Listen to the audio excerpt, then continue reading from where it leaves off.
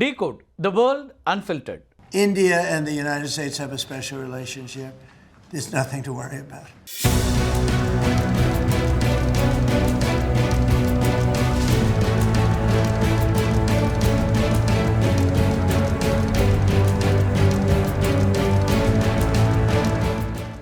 India மாதிரி ஒரு நல்ல நண்பன் யார் அப்படின்னு ஒரு கேள்வியை கேட்டிருக்காரு. யாருன்னு பார்த்தீங்கன்னா ரொம்ப ஆச்சரியமாக இருக்கும். அமெரிக்க அதிபர் டொனால்ட் ட்ரம்ப் தான் இந்த கருத்தை சொல்கிறாரு.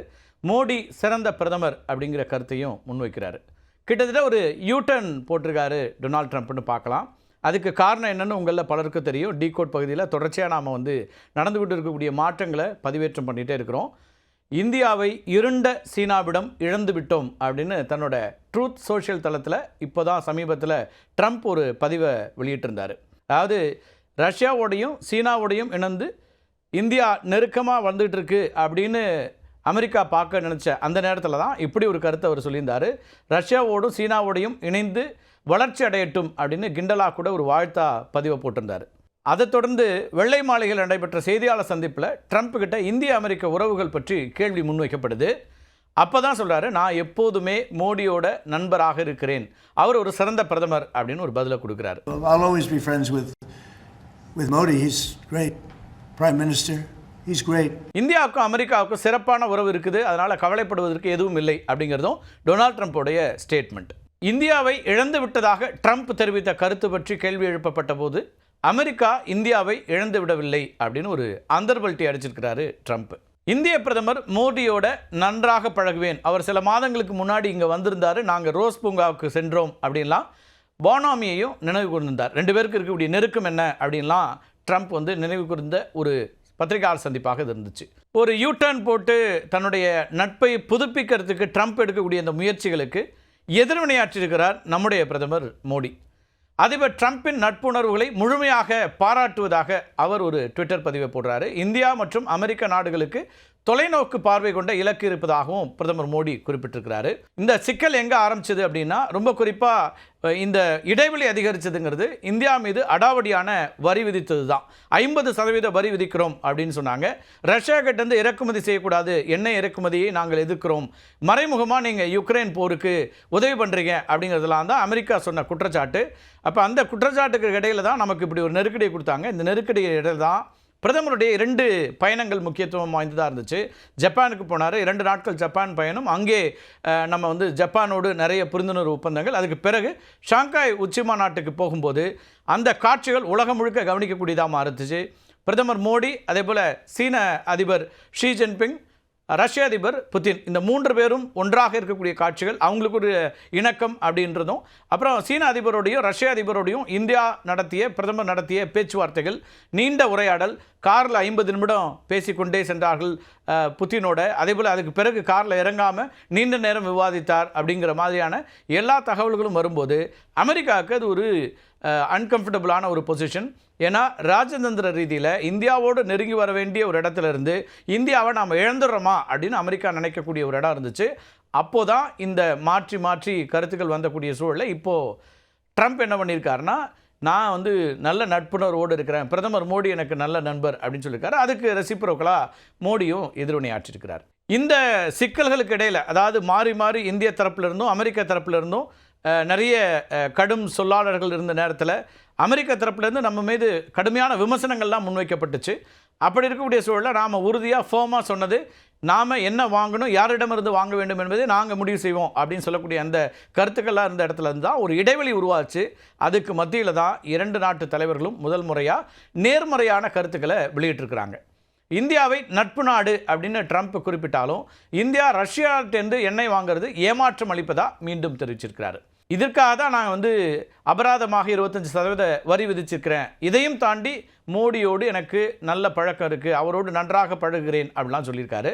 ட்ரம்ப் தவிர அவருடைய வர்த்தக ஆலோசகர் பீட்டர் நவரோ இருக்கார் இல்லையா, அவரை பற்றி நம்ம நிறைய பார்த்துருக்கோம் கடந்த காணொலிகளில். அவரும் இந்தியாவை கடுமையாக விமர்சித்து பேசியிருந்தார் கடந்த காலங்களில். இந்தியா உண்மையை ஏற்றுக்கொள்ளாமல் பிரச்சனையை திசை திருப்ப பார்க்கறது அப்படின்றது அவர் வைக்கக்கூடிய குற்றச்சாட்டு. இந்திய மக்களுக்கு இழப்பை ஏற்படுத்தி ஒரு சாரார் லாபம் ஈட்டுகிறார்கள் அப்படின்னு ஒரு குறிப்பிட்ட சமூகத்தை நேரடியாக விமர்சனம் பண்ணி அவர் ஒரு பத்திரிகையாளர் சந்திப்பை நடத்தியிருந்தார். அது கடும் விமர்சனத்துக்குள்ளாகக்கூடியதாகவும் இருந்துச்சு. பீட்டன் அவருடைய கருத்துக்கள் உண்மைக்கு புறம்பாக இருப்பதாக இந்திய வெளியுறவு அமைச்சகம் பதிலடி கொடுத்துருந்துச்சு. ஏன் அவர் அப்படி சொல்லியிருந்தாருன்னா, அவர் தனிப்பட்ட முறையில் பிராமணர்கள் லாபம் ஈட்டுகிறார்கள் அப்படின்னு ஒரு வார்த்தையை அதில் பயன்படுத்தியிருந்தார். இந்திய மக்களுக்கு இழப்பை ஏற்படுத்துகிறாங்க அப்படின்லாம் சொல்லி அந்த அவருடைய அந்த ஸ்டேட்மெண்ட் வந்ததுங்கிறது இந்திய தரப்புலேருந்து கடுமையான ஒரு வெளியுறவு அமைச்சகத்தினுடைய கடும் பதிலடியும் எதிர்ப்பும் வந்ததை நம்ம பார்த்தோம். இப்போ ட்ரம்ப் ஒரு பக்கம் இந்தியாவை சமாதானப்படுத்தக்கூடிய முயற்சியில் கொண்டிருக்கக்கூடிய சூழலில் மறுபக்கம் தன்னுடைய வாடிக்கையான விமர்சனங்களை மீண்டும் முன் வச்சிருக்கிறாரு இந்த பீட்டன் அவரோ. தன்னுடைய எக்ஸ் தளப்பதிவில் இந்தியா ரஷ்யா எண்ணெயை வாங்கிறது பற்றி மீண்டும் குறிப்பிட்டு பேசியிருக்காரு இந்த பீட்டன் அவரோ. அதில் என்ன சொல்கிறாருன்னா, இந்தியா விதிக்கக்கூடிய அதிகப்படியான வரிகள் அமெரிக்க வேலைவாய்ப்புகளை பாதிக்கின்றன அப்படிங்கிறாரு. இந்தியா லாபம் சம்பாதிப்பதற்காக மட்டுமே ரஷ்யா கிட்டேருந்து எண்ணெய் வாங்குது அப்படிங்கிறாரு. இந்தியா கொடுக்கக்கூடிய பணம் ரஷ்ய போர் இயந்திரத்துக்கு செல்லுது அப்படின்லாம் சொல்கிறாரு. இதில் யுக்ரைனிய மற்றும் ரஷ்ய மக்கள் கொல்லப்படுறாங்க அப்படின்னா கடுமையான குற்றச்சாட்டை இந்தியாவை நோக்கி வைக்கிறாரு பீட்டன் அவரோ. அமெரிக்க மக்கள் அதிக பணம் செலவழிக்க வேண்டியிருக்கிறது அப்படின்லாம் இவர் அடுக்கடுக்கான குற்றச்சாட்டுகளை முன்வைக்கிறாரு நவ்ரோ. இந்தியாவுக்கு எதிராக அமெரிக்க அதிகாரிகளுடைய கடுமையான வார்த்தை பிரயோகம் தான் 2 நாடுகளுக்கு இடையில் இருக்கக்கூடிய உறவில் பெரிய சிக்கலை ஏற்படுத்துது அப்படின்னு அமெரிக்க ஊடகங்களே தெரிவிச்சிருக்கக்கூடிய நிலையில் மீண்டும் இந்தியாவை சீண்டி இருக்கிறார் நவ்ரோ. இதுக்கு முன்னாடி என்ன நடக்குதுன்னா, ரஷ்யா மற்றும் யுக்ரைன் இடையான மோதலை மோடியின் போர் அப்படின்லாம் நவ்ரோ குறிப்பிட்டிருந்தார். இந்தியாவின் பெரும் கண்டனத்துக்கு உள்ளான ஒரு ஸ்டேட்மெண்ட்டாக அது மாறிருந்துச்சு. பீட்டன் அவரை போலவே இந்தியாவை கடுமையாக சாடி வரக்கூடியவராக இன்னொரு அமெரிக்க அதிகாரி இருக்காருன்னா, அவர் வர்த்தக செயலாளராக இருக்கக்கூடிய ஹாவர்ட் லுட்னிக். அமெரிக்கா மற்றும் ரஷ்யாவுக்கு மத்தியில் ஒன்றை இந்தியா தேர்வு செய்ய வேண்டும் அப்படின்னு ஒரு ஸ்டேட்மெண்ட் அவர் சொன்னார். ரஷ்யா எண்ணெய் வாங்குறதை நிறுத்தணும், பிரிக்ஸில் ஒரு அங்கமாக இருப்பதை நிறுத்துங்கள், அமெரிக்காவையும் அதன் டாலரையும் ஆதரிங்க, இல்லைனா 50% வரியை எதிர்கொள்ளணும். இதுதான் அவருடைய ஸ்டேட்மெண்ட்டாக இருந்துச்சு. இது மட்டும் இல்லை, இந்தியா அமெரிக்காவிடம் திரும்பவும் பேச்சுவார்த்தைக்கு வரும், 1 மாதமோ அல்லது 2 மாதங்களோ கழித்து மன்னிப்பு கேட்கும் அப்படின்லாம் ரொம்ப ஒரு ஸ்ட்ராங் ஸ்டேட்மெண்ட்டாக இந்த லுட்னிக் பேசியிருந்தார். எப்போவுமே அவங்க இந்த பெரியண்ண மனப்பான்மையில் பேசுகிற மாதிரியே அமெரிக்க அதிகாரிகளுடைய பேச்சு இருந்துச்சு. ஆனால் இதுவரைக்கும் நாம் அதுக்கு எந்த விதத்திலும் அமெரிக்காவுடைய அழுத்தங்களுக்கு நாம் பணியில் அவங்களுக்கு கையெழுத்து போடுறதுக்கு போகலை. பேச்சுவார்த்தை பேக்ரவுண்டில் நடந்துட்டுருக்கே தவிர எந்த விதமான ஒப்பந்தத்துக்கும் நாம் தயாராக இல்லை. அதுதான் இதில் இருக்கக்கூடிய ஸ்டேட்மெண்ட். மிகப்பெரிய சந்தையான அமெரிக்காவை இந்தியா எதிர்ப்பது வீராப்புக்காகத்தான் அப்படின்னு இந்த ஹாவர்ட் லுட்னிக்ன்றவர் விமர்சனம் முன் வச்சிருந்தார். அமெரிக்காவுடைய வரி, மிரட்டல்கள், எச்சரிக்கைகள் அப்படின்னு எல்லாத்தையும் தாண்டி ரஷ்யாவிடமிருந்து எண்ணெய் வாங்குவது என்ற நிலைப்பாட்டில் இந்தியா உறுதியாக இருக்கிறது. இப்போ சமீபத்தில் நிதியமைச்சர் திருமதி நிர்மலா சீதாராமன் நியூஸ் 18 குழுமத்திற்கு ஒரு பிரத்யேக பேட்டி கொடுத்திருந்தார். நியூஸ் 18 குழுமத்தினுடைய குழுமத் தலைவர் ராகுல் ஜோஷி கிட்ட கொடுத்த அந்த பிரத்யேக பேட்டியிலையும் இந்தியா ரஷ்யாவிடமிருந்து தொடர்ந்து எண்ணெய் வாங்கும் அப்படின்னு அழுத்தம் திருத்தமாக குறிப்பிட்டிருந்தாங்க. இந்தியாவினுடைய எண்ணெய் கொள்முதல் அப்படிங்கிறது பொருளாதார மற்றும் வணிக காரணங்கள் அடிப்படையிலானது அப்படிங்கிற ஒரு விளக்கத்தையும் திருமதி நிர்மலா சீதாராமன் குறிப்பிட்டிருந்தாங்க. அதனால் ரஷ்யா கிட்டேருந்து எண்ணெய் வாங்குவது என்பது இங்கே நமக்கு வணிகம் சார்ந்த, பொருளாதாரம் சார்ந்த ஒரு முடிவு அப்படிங்கிறதையும் அவங்க தெளிவுபடுத்தியிருந்தாங்க. இந்தியாவும் அமெரிக்காவும் இணக்கமாக செயல்பட்டால் பரஸ்பர வர்த்தகம் மேலும் அதிகரிக்கும். சரி, அமெரிக்க அதிபர் ட்ரம்ப்போட இந்த இணக்கம் இருக்கு இல்லையா, ஒரு பாசிட்டிவான டோனில் பேச ஆரம்பிக்கிறது அல்லது நட்புக்கரம் ஒரு நீட்டுறது அப்படின்னு பார்த்தோன்னா அது எவ்வளோ முக்கியம் அப்படின்னு பார்க்கலாம். இந்தியாவும் அமெரிக்காவும் இணக்கமாக செயல்பட்டால் பரஸ்பர வர்த்தகம் மேலும் அதிகரிக்கும். தொழில்நுட்பம் மற்றும் புத்தாக்கத்திலும் இரு நாடுகளும் இணைந்து செயல்பட்டால் செயற்கை நுண்ணறிவு, விண்வெளி ஆராய்ச்சி, உயிரி தொழில்நுட்பம் அப்படின்னு பல துறைகளில் கண்டுபிடிப்புகள் உருவாகக்கூடிய வாய்ப்புகள் இருக்குது. இந்தோ பசிபிக் பிராந்தியத்தில் சீனாவுடைய ஆதிக்கம் கட்டுப்படுத்தப்பட வேண்டும். இதெல்லாம் அமெரிக்காவுடைய விருப்பங்கள். கூட்டு இராணுவ பயிற்சிகள் மேற்கொண்டால் உலகளாவிய பயங்கரவாத அச்சுறுத்தல்களை எதிர்கொள்ள முடியும். இதுவும் அமெரிக்காவுடைய எதிர்பார்ப்பு. அப்போ அமெரிக்காவில் அதிக எண்ணிக்கையிலான இந்திய மாணவர்கள் உயர்கல்வி படிக்கிறாங்கங்கிறது ஒரு பக்கம். அந்த உயர்கல்வி படிக்கிறதுக்கான வாய்ப்பை நாம் கொடுத்தாலும் அங்கே இருக்கக்கூடிய பல்கலைக்கழகங்கள் இந்திய மாணவர்களுடைய பெரும் எண்ணிக்கையை நம்பி செயல்படுகின்றனங்கிறதும் மறுக்க முடியாத ஒன்று. 2 நாடுகளுக்கு இடையில் கலாச்சாரம் மற்றும் அறிவுசார் பரிமாற்றத்தை அதிகரிக்கக்கூடிய பல சூழல்களும் இருக்குது. அது மட்டும் இல்லாமல் அமெரிக்காவில் வசிக்கக்கூடிய இந்தியர்கள் 2 நாடுகளுக்கும் இடையிலான உறவுகளை வலுப்படுத்துவதில் முக்கிய பங்கு வகிக்கிறாங்க. இருந்தாலும் வர்த்தக வரிகள், புலம்பெயர்ந்தோர் கொள்கைகள் போன்ற சில பிரச்சனைகளால் 2 நாடுகளுக்கும் இடையில் கருத்து வேறுபாடுகள் இருக்கின்றன. இந்த சவால்களை கடந்து பரஸ்பர மரியாதை மற்றும் புரிதலோடு இணைந்து செயல்படும் போது இந்திய அமெரிக்க உறவுங்கிறது 21ஆம் நூற்றாண்டில் மிக முக்கியமான உறவுகளில் ஒன்றாக மாறும். ஆனால் அது அமெரிக்காவின் கையில் தான் இருக்குது. அமெரிக்க அதிகாரிகள் இப்படி தடாலடியாக பேசிக்கிட்டு இருந்தா அல்லது ட்ரம்ப் வந்து நெருக்கடிகளை கொடுத்துட்டா இந்தியா வந்து ஒன்றாக அமெரிக்காவோடு போயிடும் அப்படின்னு எதிர்பார்க்க முடியாது. நமக்கான வாய்ப்புகள் வேறு விதமாகவும் இருக்கிறது அப்படிங்கிறது தான் ஷாங்காய் ஒத்துழைப்பு மாநாடு தெளிவுபடுத்திய ஒன்று.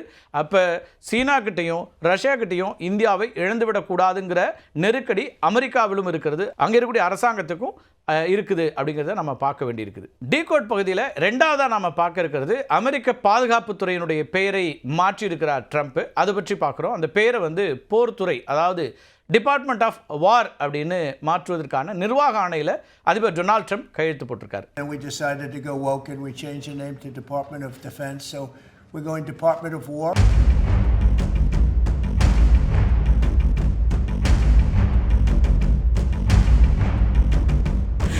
டிஃபென்ஸ் அப்படிங்கிறது தான் ஏற்கனவே இருக்கக்கூடிய பெயர். இந்த டிஃபென்ஸுங்கிற பேர் தற்காப்பு தன்மையோட இருக்குது, அதை குறிக்கிற மாதிரி இருக்குது. வார் அப்படின்னு சொன்னால் தான் அமெரிக்காவுடைய வலிமையையும் தாக்குதல் நடத்தக்கூடிய திறனையும் வெளிப்படுத்துவதாக இருக்குன்னு ட்ரம்ப் பேசுகிறாரு. அவர் இந்த வார்த்தையை மாற்றுறார். அமெரிக்காவுடைய இராணுவ தலைமையகம் 1789 ஆண்டு முதல் 1947 ஆண்டு வரைக்கும் போர்த்துறை அப்படின்னு தான் அழைக்கப்பட்டு வந்துச்சு. இரண்டாம் உலகப் போருக்கு பிறகு சமாதானம் மற்றும் பாதுகாப்புக்கு முக்கியத்துவம் அளிக்கக்கூடிய வகையில் இந்த பெயரை மாற்றுறாங்க. இதனை செய்தவர் அதிபர் ஹாரி எஸ் ட்ரூமன். இரண்டாம் உலகப் போருக்கு பிறகு நாட்டின் இராணுவ அமைப்பை மறுசீரமைக்கக்கூடிய முயற்சியாக அவர் இந்த நடவடிக்கையை மேற்கொண்டார்.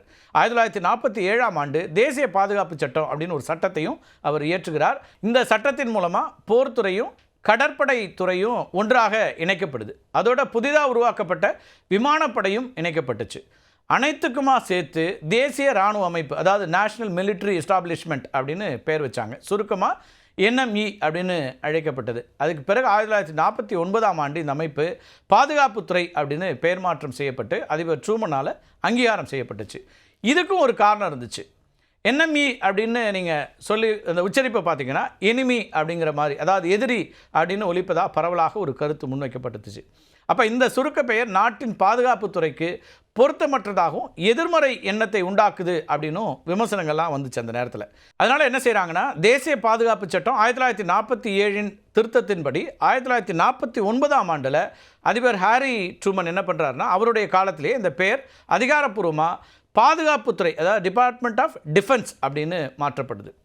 இந்த மாற்றத்தினுடைய முக்கியமான நோக்கமே போருக்கு பிந்தைய உலகில் அமெரிக்காவுடைய இராணுவ கொள்கை அப்படிங்கிறது தாக்குதல் நடவடிக்கைகளை விட பாதுகாப்பு மற்றும் அமைதிக்கு அதிக முக்கியத்துவம் அளிப்பதை சொல்கிறதா இருக்கணும் அப்படிங்கிறது தான் அதனுடைய எய்ம்.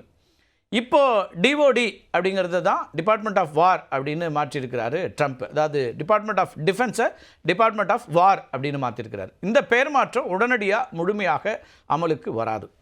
ஏன் அப்படின்னா, அமெரிக்க சட்டத்தின்படி ஒரு மத்திய அரசினுடைய துறையின் பெயரை மாற்றுவதற்கு நாடாளுமன்றத்துடைய ஒப்புதல் ரொம்ப அவசியம். இப்போ ட்ரம்ப் கையெழுத்திட்ட நிர்வாக ஆணைங்கிறது போர்த்துறை அப்படிங்கிற பெயரை செகண்டரி டைட்டிலாக பயன்படுத்த மட்டும்தான் அனுமதி அளிக்குது. அதனால் இந்த பெயர் மாற்றம் ஒரு சிம்பாலிக் நடவடிக்கை அப்படின்னு தான் பார்க்கப்படுது. ஆனாலும் நாடாளுமன்றத்தில் இதற்கான சட்டம் நிறைவேற்றப்பட்டால் பெயர் மாற்றம் அதிகாரப்பூர்வமானதாக மாறக்கூடிய வாய்ப்பு இருக்குது. அண்மை காலங்களில் பல அமெரிக்க இராணுவ தளங்களுடைய பெயர்கள் இப்படி மாற்றப்பட்டிருக்கு. இதுக்கு முக்கியமான காரணம், அந்த தளங்களுக்கு பெயர் சூட்டியவர்கள் உள்நாட்டு போரின் போது அமெரிக்க கூட்டாட்சிக்கு எதிராக போராடிய கான்ஃபெடரேட் லீடர்ஸ் அப்படின்னு அழைக்கப்படக்கூடிய தெற்கு மாநில தலைவர்கள் அப்படிங்கிறது தான். உதாரணமாக ஃபோர்ட் பிராக் அப்படிங்கிறது ஃபோர்ட் லிபர்ட்டி அப்படின்னு மாற்றப்பட்டிருக்கு. அதே போல் ஃபோர்ட் பென்னிங் அப்படிங்கிறது ஃபோர்ட் மூர் அப்படின்னு பெயர் மாற்றம் செய்யப்பட்டிருக்கு. முன்னாள் அதிபர் பராக் ஒபாமா எடுத்த முக்கியமான நடவடிக்கை மவுண்ட் மெக்கன்சியை டெனாலி அப்படின்னு பெயர் மாற்றியது. வட அமெரிக்காவில் மிக உயரமான சிகரம் மவுண்ட் மெக்கன்சி. 1897 1901 வரைக்கும் அமெரிக்க அதிபராக இருந்தவர் தான் அந்த மெக்கன்சி. உயரமான சிகரத்திற்கு இவருடைய நினைவாக மவுண்ட் மெக்கன்சின்னு பெயர் வச்சுருந்தாங்க. அலாஸ்காவை சேர்ந்த பழங்குடி மக்கள் அதை டெனாலி அப்படின்னு தான் அழைத்து வந்தாங்க. இப்போ டெனாலி அப்படின்னு அதிகாரப்பூர்வமாக அழைக்க வேண்டும் அப்படின்னும் மக்கள் கோரிக்கை வச்சுட்டே இருந்தாங்க தொடர்ச்சியாக. ஆனால் மவுண்ட் மெக்கன்சி அமைந்திருக்கக்கூடிய ஒஹாயோ மாகாணத்தை சேர்ந்த நாடாளுமன்ற உறுப்பினர்கள் இதுக்கு கடும் எதிர்ப்பு தெரிவித்து வந்துட்டே இருந்தாங்க. பல ஆண்டுகளாக நாடாளுமன்றத்தில் இந்த விவகாரம் தீர்க்கப்படாமலே இருந்துச்சு. அதிபர் ஒபாமா தன்னுடைய பிரத்யேக அதிகாரத்தை பயன்படுத்தி டெனாலி அப்படிங்கிற பெயரை மாற்றி அறிவித்தார். அமெரிக்க வரலாற்றில் நிகழ்ந்த ஒரு சர்ச்சைக்குரிய பெயர் மாற்றம் அப்படின்னா மெக்சிகோ வளைகுடாவை அமெரிக்கா வளைகுடா அப்படின்னு மாற்றியது தான். இரண்டாவது முறையாக அதிபராக ட்ரம்ப் பதவியேற்ற போது மெக்சிகோ வளைகுடாவை அமெரிக்கா வளைகுடா அப்படின்னு பெயர் மாற்றுவதற்கான நிர்வாக ஆணையில் கையெழுத்து போடுறாரு. ஆனால் இது உள்நாட்டு அளவில் மட்டுமே செல்லுபடியாகக்கூடியதாக இருக்கும். சர்வதேச அளவில் இந்த மாற்றம் நடைமுறைக்கு வரணும்னா மெக்சிகோ, கியூபா, ஐக்கிய நாடுகள் சபை, ஐக்கிய நாடுகளுடைய புவியியல் பெயர் நிபுணர் குழு அப்படின்னு இவங்களுடைய ஒப்புதல்லாம் தேவை. எனவே அமெரிக்க வளைகுடா அப்படிங்கிறது ஒரு சிம்பாலிக் பெயர் மாற்றம் மட்டுமே. கட்டடங்கள், புவியியல் பகுதிகள், இராணுவ தளங்கள் அப்படின்னு இல்லாமல் அமெரிக்காவுடைய விளையாட்டு அணிகளும் கூட பெயர் மாற்றத்துக்கு உள்ளாகி இருக்கின்றன. இப்படி பெயர் மாற்றுறது, சிம்பாலிக் சேஞ்சஸ் அப்படிங்கிறது உலகம் முழுக்க நடக்கும் போல இருக்குது. அமெரிக்காவுடைய தேசிய கால்பந்து அணி இருக்கு இல்லையா, அது வாஷிங்டன் ரெட்ஸ்கின்ஸ் அப்படின்னு மாற்றப்படுது, பெயர் மாற்றி அழைக்கப்பட்டு வந்துச்சு. இந்த பெயர் பூர்வக்குடி அமெரிக்கர்களை இழிவுபடுத்துவதாக ஒரு கருத்து இருந்துச்சு. அப்போ இந்த ரெட்ஸ்கின் அப்படிங்கிற சொல் வரலாற்று ரீதியாக பூர்வக்குடி அமெரிக்கர்களை இழிவுபடுத்த பயன்படுத்தப்பட்ட ஒரு இனவரி சொல் அப்படிங்கிறதும் இதில் கவனிக்க வேண்டிய ஒன்று. அப்போ இந்த பெயரை மாற்றணுங்கிறது பூர்வக்குடி அமைப்புகள் பல ஆண்டுகளாக வலியுறுத்தி வந்த ஒன்று. பல தசாப்தங்களாக எதிர்ப்புகள் இருந்தாலும் அணியினுடைய உரிமையாளர் இந்த பெயரை மாற்ற மறுத்து வந்தார். இப்போ 2020ஆம் ஆண்டில் ஜார்ஜ் ஃப்ளாய்ட் மரணத்துக்கு பிறகு அமெரிக்காவில் இனவெறிக்கு எதிரான போராட்டங்கள் தீவிரமடைஞ்சிச்சு. இதெல்லாம் உங்களுக்கு ஞாபகம் இருக்கும். அப்போது இந்த பெப்சி, நைக் போன்ற முக்கிய ஸ்பான்சர்கள்லாம் என்ன பண்ணுறாங்கன்னா, பெயரை மாற்றாவிட்டால் நிதி ஆதரவை நிறுத்தப் போவதா எச்சரிக்கை விடுக்கிறாங்க. இதன் காரணமாக 2022 வாஷிங்டன் ரெட்ஸ்கின்ஸ் அப்படிங்கிற பெயர் வாஷிங்டன் கமாண்டர்ஸ் அப்படின்னு மாற்றப்பட்டுச்சு. இப்படி பெயர் மாற்றங்கள் அமெரிக்காவில் போராட்டங்களுக்கு பிறகு நடந்திருக்குது. பெயர் மாற்றங்களில் பின்னாடி ஒரு வரலாறு இருக்குது, அதுக்கு பின்னாடி ஒரு சிக்னிஃபிகன்ஸ் இருக்குது. இப்போ அவர் டிபார்ட்மெண்ட் ஆஃப் டிஃபென்ஸ் அப்படிங்கிறத டிபார்ட்மெண்ட் ஆஃப் வார்னு மாற்றிருக்கிறாரு.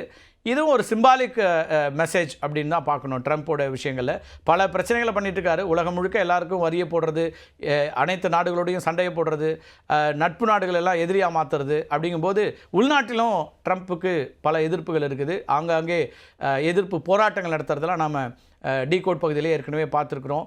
நியூயார்க்கில் தொடங்கி வாஷிங்டன் டிசி, அதே போல் லாஸ் ஏஞ்சல்ஸ் அப்படின்னு பல இடங்களில் இந்த போராட்டங்கள் வெடிக்கக்கூடிய சூழலில் தான் இந்த பெயர் மாற்றம் அப்படிங்கிறதையும் செஞ்சுருக்காரு. சிம்பாலிக் ஒன்று தான் அப்படின்னாலும் கவனம் பெறக்கூடியதாக மாறி இருக்கிறது. மீண்டும் ஒரு காணொலியை சந்திக்கலாம் நண்பர்களே. நன்றி, வணக்கம்.